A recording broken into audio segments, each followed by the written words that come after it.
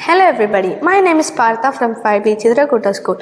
Today I am going to do the experiment called Balloon Lift the Glass. For this experiment, we are going to need a transparent glass, a glass of water, a matchbox and a balloon.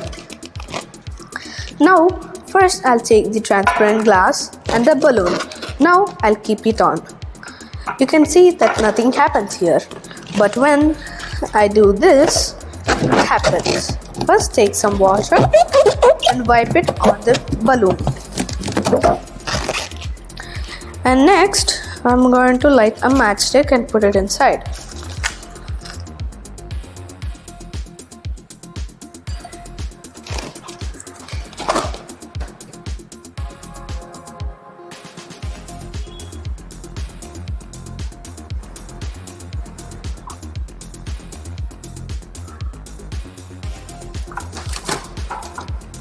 You can now see the part of the balloon is inside the glass. Now even if we hold it upside down, the balloon is on the glass.